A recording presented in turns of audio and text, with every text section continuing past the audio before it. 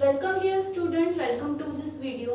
As you know, हम हमारे last कुछ वीडियोस से we are talking about chapter number 6 that is plant and water relation.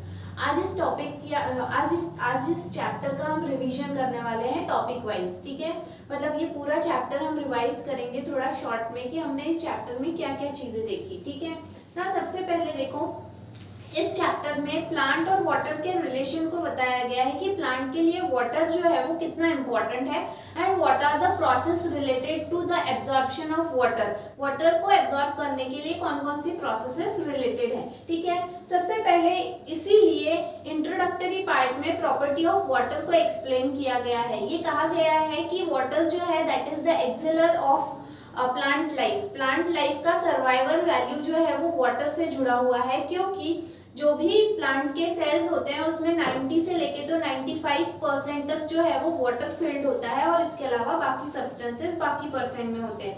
मतलब plant में वाटर का इम्पोर्टेंस इतना है कि उसके जो सेल्स है उसमें 90 to 95% जो है ये वाटर भरा हुआ होता है, इसीलिए प्लांट का जो लाइफ है वो वाटर से बहुत ज्यादा जुड़ा हुआ है। ठीक है, देन इसके बाद में प्रॉपर्टीज ऑफ वाटर में हमने देखा कि बहुत सारी ऐसी प्रॉपर्टीज है वाटर की जो प्लांट से एसोसिएट होने के बाद में उसे हेल्प करती है प्लांट को नरिश करने के लिए, प्लस प्लांट पे वो ऊपर की तरफ अगेंस्ट द ग्रेविटी मूव कर सकता है, जिसमें कोहेजन एंड एडेजन ये दो ऐसी प्रॉपर्टी है वाटर की जो सबसे ज्यादा हेल्प करती है वाटर को प्लांट में ट्रांसलोकेट करने के लिए। कोहेजन का मतलब होता है सेम मॉलिक्यूल के बीच का अट्रैक्शन एंड एडेजन का मतलब होता है डिफरेंट मॉलिक्यूल के बीच का अट्रैक्शन। तो ये दोनों ही अट्रैक्शन जो है वो वाटर में अवेलेबल होते हैं, जिसकी वजह से जो भी जाइलम है उसके वॉल के साथ में वो एडर होके और मॉलिक्यूल टू मॉलिक्यूल वो कोहेज होके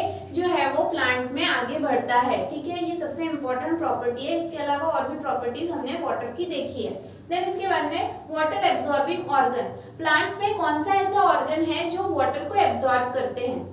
With the help of diagrammatic representation, we have seen the epiblema which is called as root hair।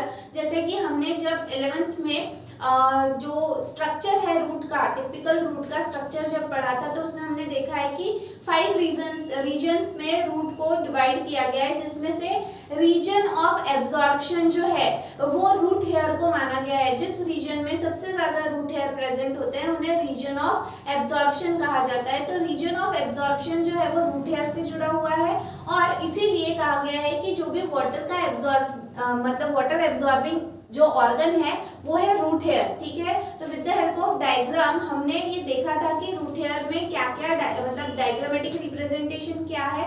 इसके अलावा वी हैव आल्सो सीन कि जो भी रूट हेयर है या एपिब्लेमा है उसमें कैसे बारी बारी करके एडजेसेंट सेल तक वाटर जो है वो आगे मूव करता है। ठीक है, देन इसके बाद में structure of root hair. Structure of root hair में जो है वो स्ट्रक्चरली बताया गया है। यहाँ पे एपोप्लास्टिक और सिम्प्लास्टिक एक्सप्लेनेशन किया गया है एब्जॉर्प्शन ऑफ वाटर का। तो वाटर एब्जॉर्प्शन जो है वो सिम्प्लास्टिक और एपोप्लास्टिक ये दो वे से होते हैं।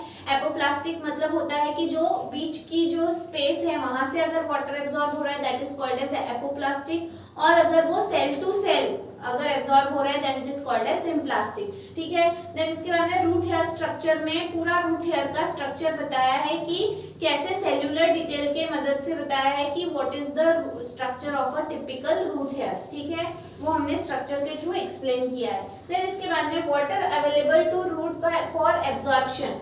जैसे कि हमने डिस्कस किया है कि बहुत सारा पानी जो है वो सॉइल में अवेलेबल होता है, लेकिन जितना पानी सॉइल में अवेलेबल होता है वो सारा का सारा प्लांट एब्जॉर्ब नहीं करता है। प्लांट जो है वो कौन सा वाटर एब्जॉर्ब करता है, कैपिलरी वाटर। कैपिलरी वाटर इसीलिए क्योंकि the water which can be translocated with the help of a pipe like structure जिन्हें हम जाइलम कहते हैं। तो जो उस पाइप लाइक स्ट्रक्चर में कैपिलरी के फॉर्म में ऊपर रन कर सकता है, सिर्फ उतना ही पानी जो है वो प्लांट एब्जॉर्ब करता है। तो ये डिटेल में हम पढ़ चुके हैं कि कौन कौन सा ग्राउंड वाटर अवेलेबल रहता है, कौन कौन सा वाटर अवेलेबल रहता है, लेकिन उसमें से सिर्फ कैपिलरी वाटर ही वो वाटर है जो प्लांट एब्जॉर्ब कर पाता है। ठीक है, देन इसके बाद में absorption of water by root from soil. Now के द्वारा सॉइल से एब्जॉर्ब किया जाता है। तो इसमें कई सारी फिजिकल प्रॉपर्टीज या फिजिकल बोल सकते हैं हम फैक्टर्स हैं responsible which help the root to absorb water from soil, जिसमें 3 मेन फिजिकल प्रॉपर्टीज हैं या फिजिकल फैक्टर्स हैं। पहला है इम्बिबिशन, दूसरा है डिफ्यूजन और तीसरा है ऑस्मोसिस।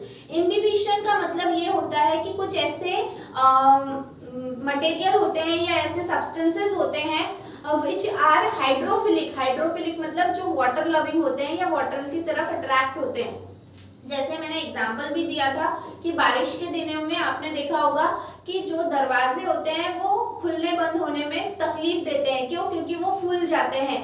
तो वो फूल क्यों जाते हैं? क्योंकि वो जो लकड़ा होता है उसमें ये प्रॉपर्टी होती है कि वो वाटर या मॉइस्चर को एब्जॉर्ब करता है। तो बारिश के दिनों में जो भी मॉइस्चर होता है, ह्यूमिड क्लाइमेट होता है, उसकी वजह से जो भी मॉइस्चर होता है वो वुड एब्जॉर्ब कर लेता है। Why? Because would is a hydrophilic substance, मतलब वो वाटर लविंग सब्सटेंस है और उसकी वजह से वो वाटर या मॉइस्चर उस वुड में इम्बाइब हो जाता है। That process is called as imbibition. तो रूट के जो सेल्स हैं, रूट हेयर्स, रूट के जो सेल्स हैं उनमें भी इम्बिबिशन के थ्रू वाटर एब्जॉर्ब होता है। That we have discuss. इसके बाद में डिफ्यूजन। डिफ्यूजन का मतलब होता है any type of ion molecule sorry ion या फिर मॉलिक्यूल अगर ट्रांसलोकेट हो रहे हैं from its higher concentration area to lower concentration area, मतलब जो भी कॉन्सेंट्रेशन ग्रेडियंट है उसके थ्रू अगर कोई आयन या मॉलिक्यूल ट्रांसफर होते हैं या ट्रांसलोकेट होते हैं, that process is called as diffusion. ठीक है, ये इसे क्या कहा जाता है? डिफ्यूजन। और कॉन्सेंट्रेशन ग्रेडियंट होने की वजह से यहाँ पे एनर्जी की जरूरत नहीं होती, मतलब बिना किसी एनर्जी लगाए सब्सटेंस एक जगह से दूसरी जगह या मॉलिक्यूल एक जगह से दूसरी जगह मूव कर पाता है। ठीक है। Last is osmosis. Osmosis is also diffusion, but यहाँ पे डिफ्यूजन किसका, सॉरी मूवमेंट किसका हो रहा है? सॉल्वेंट का मूवमेंट हो रहा है। ठीक है। The solvent when it moves from its higher concentration area to lower concentration area is called as osmosis। तो यहाँ पे water which is called as universal solvent और इसका movement जो है वो plant में होता है from higher concentration to lower concentration area। and as we know कि जो भी plant cell होते हैं उसमें water के अलावा दूसरे minerals भी होते हैं, दूसरे substance भी होते हैं, solute होता है, जिसकी वजह से वहां पे वाटर का कॉन्सेंट्रेशन कम होता है as compare to the surrounding soil, जिसकी वजह से water start moving from its higher concentration to lower concentration area. ऐसे करते करते बारी बारी cell to cell water move करता है। ठीक है। So that is the mechanism of absorption of water by root from soil. इसके बाद में है ऑस्मोटिक प्रेशर। ऑस्मोसिस में ही ऑस्मोटिक प्रेशर को एक्सप्लेन किया है। डिफ्यूजन में जो भी सब्सटेंस मूव कर पाता है from its higher concentration area to lower concentration area, उसे डिफ्यूजन प्रेशर डेफिसिट कहा जाता है। ठीक है। तो diffusion pressure deficit is equal to osmotic pressure minus TP. TP मतलब होता है टर्गर प्रेशर। जब भी सेल के अंदर पानी भर जाता है तो सेल फूल जाता है और उसे टर्जिड सेल कहते हैं, और टर्जिडिटी बढ़ने की वजह से जो भी वाटर है वो वॉल के ऊपर प्रेशर क्रिएट करता है, जिसे हम टर्गर प्रेशर कहते हैं। बदले में जो वॉल है वो भी equal and opposite pressure cell के अंदर पुश करता है, जिसे वॉल प्रेशर कहा जाता है। ठीक है। तो यहाँ पे जितने ज्यादा प्रेशर से टर्जिडिटी वॉल को अफेक्ट करेगी उतने ही मतलब क्या कहेंगे फोर्सफुली वॉल जो है वो अंदर की तरफ प्रेशर क्रिएट करेगा। मतलब इसीलिए कहा है turgor pressure is equal to wall pressure. ठीक है। फिर इसके बाद में diffusion pressure deficit is also equal to osmotic pressure minus WP। WP क्यों? क्योंकि TP is equal to WP। तो हम या तो इक्वेशन को इस तरह लिख सकते हैं या फिर ऐसे भी लिख सकते हैं। ठीक है। अब दो कंडीशन होती है, या तो सेल में पानी रहेगा या फिर सेल में पानी नहीं रहेगा। अगर सेल में पानी नहीं है तो टर्गर प्रेशर विल बी 0, क्योंकि टर्जिडिटी नहीं रहेगी। इसीलिए क्या हो जाएगा directly DPD diffusion pressure deficit will be equal to osmotic pressure, दोनों समान रहेंगे। लेकिन जब सेल में पानी भरा हुआ रहेगा तो टर्जिडिटी रहेगी और वहां पे क्या रहेगा? टर्गर प्रेशर प्रेजेंट रहेगा। लेकिन उल्टा क्या हो जाएगा? डिफ्यूजन प्रेशर डेफिशिएंट, क्योंकि डिफ्यूजन नहीं होगा, डिफ्यूजन प्रेशर डेफिसिट जो है वो क्या रहेगा, 0। इसीलिए क्या हो जाएगा, turgor pressure will be equal to osmotic pressure. ठीक है, तो इस तरह से ये कुछ एक्सप्लेन किया है ऑस्मोटिक प्रेशर को। ठीक है, देन इसके बाद में next is facilitate diffusion. Facilitate diffusion मतलब ये होता है कि जब सेल के अंदर में बहुत सारे सब्सटेंसेस अवेलेबल होते हैं, जो भी बोल सकते हैं हम मिनरल्स हैं या शुगर मॉलिक्यूल है, जैसे कि ये प्रूव हो चुका है कि फोटोसिंथेसिस के थ्रू शुगर मॉलिक्यूल या ग्लूकोज तैयार होता है। तो जब सेल के अंदर ग्लूकोज अवेलेबल रहेगा तो वाटर की अवेलेबिलिटी कम हो जाएगी, मतलब वाटर कॉन्सेंट्रेशन कम हो जाएगा। व्हाई? बिकॉज वाटर में क्या प्रेजेंट है, अब शुगर, जिसकी वजह से वहां पे ऑस्मोटिक प्रेशर जो है वो तैयार होगा और इसी वजह से the water will move from higher concentration to lower concentration area. ये अपने आप हो रहा है। फैसिलिटेट मतलब हेल्प कर रहा है वाटर एब्जॉर्प्शन के लिए, इसमें कोई भी एनर्जी की जरूरत नहीं है। विदाउट स्पेंडिंग एनी एनर्जी यहाँ पे अपने आप वाटर जो है वो उसके हायर कॉन्सेंट्रेशन से लोअर कॉन्सेंट्रेशन एरिया में मूव कर रहा है और उसी को कहा जाता है फैसिलिटेटेड डिफ्यूजन। देन इसके बाद में water potential, the potential of water to move from one cell to other is called as water potential. Water potential जो है वो क्रिएट करता है रूट प्रेशर को, और रूट प्रेशर के थ्रू ही एक सेल से दूसरे सेल में वाटर जो है वो मूव करता है against the gravity. Then path of water across the root, मतलब ये हमने डायग्राम के थ्रू देखा था कि कैसे सबसे पहले सेल में पानी भरेगा, फिर वहां पे वाटर कॉन्सेंट्रेशन ज्यादा और अंदर के सेल में वाटर कॉन्सेंट्रेशन कम होगा, फिर वहां से हायर कॉन्सेंट्रेशन से वो मूव करेगा लोअर कॉन्सेंट्रेशन। ऐसे करते करते लेयर ऑफ सेल्स में पानी जो है वो फ्रॉम रूट हेयर, मतलब जिसे हम इपिब्लेमा कह रहे हैं, इपिब्लेमा से वो कहां तक पहुंच जाएगा, जाइलम सेल्स तक पहुंचता है।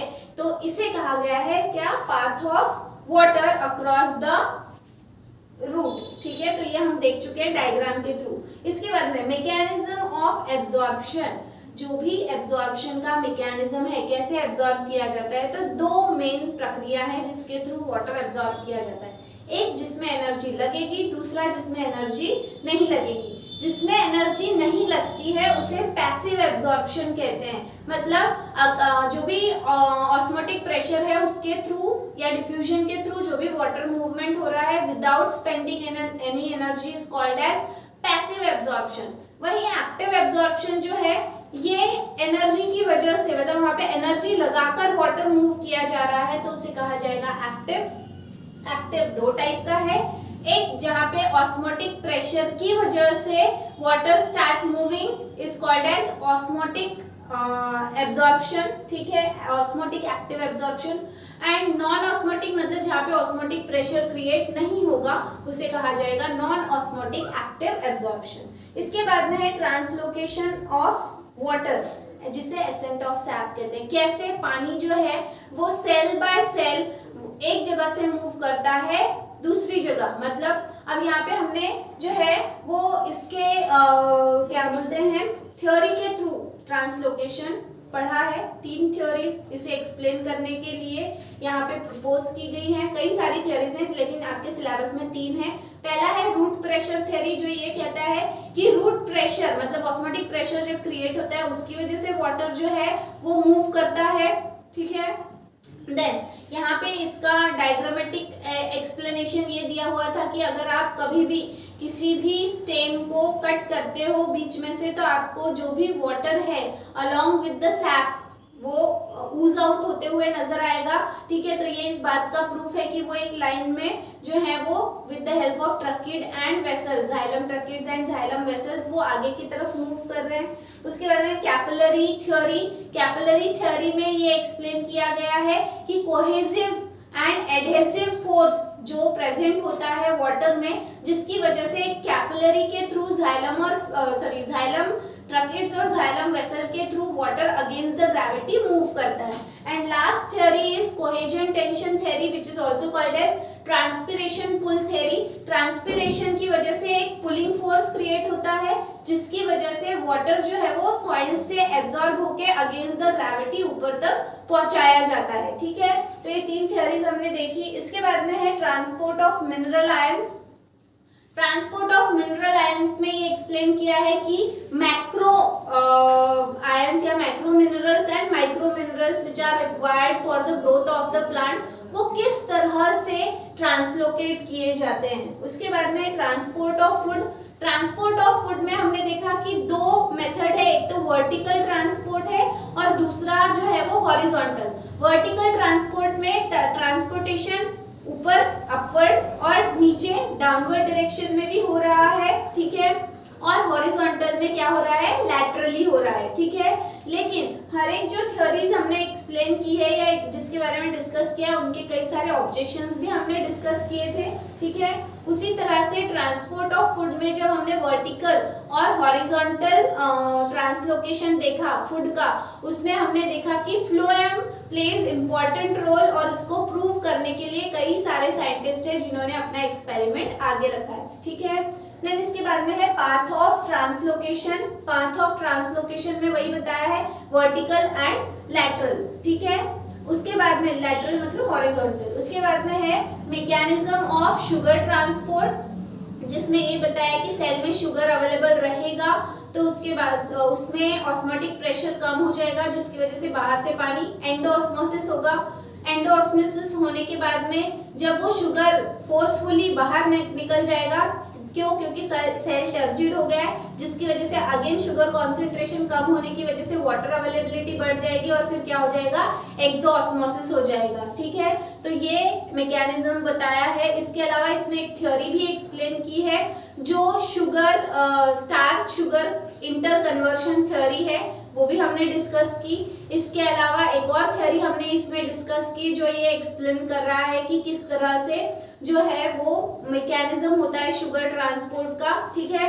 तो ये जो भी थ्योरी है, ये थ्योरी में बताया है कि आयंस के एक्सचेंज की वजह से potassium ion and what hydrogen ion, ठीक है। तो पोटेशियम आयन ये हमने डायग्रामेटिकली देखा था ना लास्ट वीडियो में हमारे, कि इस तरह से जब स्टोमेटा होते हैं तो स्टोमेटा जो है यहाँ पे ही जो भी क्लोरोप्लास्ट सेल्स होते हैं, स्टोमेटल सेल्स में जो क्लोरोप्लास्ट सेल्स होते हैं, यहाँ पे क्लोरोप्लास्ट प्रेजेंट होते हैं। सेल मतलब क्लोरोप्लास्ट कंटेनिंग सेल्स, ठीक है। तो यहाँ पे दिन के समय में क्या होता है कि जो भी मेलिक एसिड है that is converted into malate plus proton, वो प्रोटॉन जो है वो H+ आयन के फॉर्म में बाहर रिलीज कर दिए जाते हैं to maintain the ion balance. बाहर से, बाहर मतलब जो भी सबसाइडरी सेल्स होते हैं वहां से पोटेशियम प्लस क्लोराइड आयन अंदर एंट्री करते हैं, ठीक है, अलोंग विथ वाटर।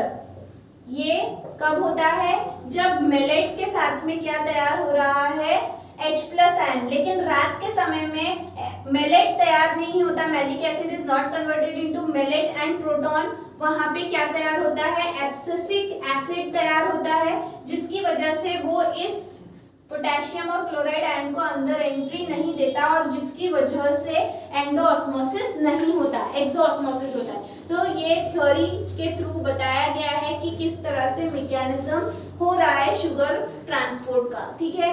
उसके बाद में ट्रांसपिरेशन। ट्रांसपिरेशन में देखो हमने देखा टाइप्स हैं, कहाँ कहाँ पे ट्रांसपिरेशन हो रहा है। अगर cuticle is responsible for transpiration, जो एक वैक्सी लेयर होती है that is called as cuticular transpiration. लेकिन कितना 8 to 10% ही ये होता है, ठीक है। It is carried out only 8 to 10% जो भी क्यूटिकुलर ट्रांसपिरेशन होता है। लेंटिकुलर मतलब जो बताया था आपको, बार्क्स होते हैं, पेड़ की जो छाल होती है जिसके बीच में गैप्स होते हैं, दैट इज लेंटिसेल्स। वहां से जो वाटर लॉस होता है वो वाटर लॉस को लेंटिकुलर ट्रांसपिरेशन कहा जाता है, जो 0.1 से लेके तो 1.0% तक होता है। और बचा हुआ 90 to 93% जो है वो स्ट्रोमेटल ट्रांसपिरेशन मतलब स्ट्रोमेटा के थ्रू होने वाला ट्रांसपिरेशन है, ठीक है। इसके अलावा ट्रांसपिरेशन के दो टाइप हैं। ट्रांसपिरेशन या तो लिक्विड फॉर्म में होगा या फिर वो वेपर के फॉर्म में होगा, ठीक है। लिक्विड फॉर्म में जब ट्रांसपिरेशन होता है तो उसे गटेशन कहते हैं, ठीक है, that is called as guttation, ठीक है। और जो सिंपली वेपर के फॉर्म में होता है that is called as transpiration, ठीक है, उसे क्या कहा जाता है, ट्रांसपिरेशन, ठीक है। देन इसके बाद में mechanism of opening and closing of stomata. ये मैंने बताया कि अगर गार्ड सेल्स जो हैं, guard cells full of water रहेंगे तो वो खिंचे हुए रहेंगे।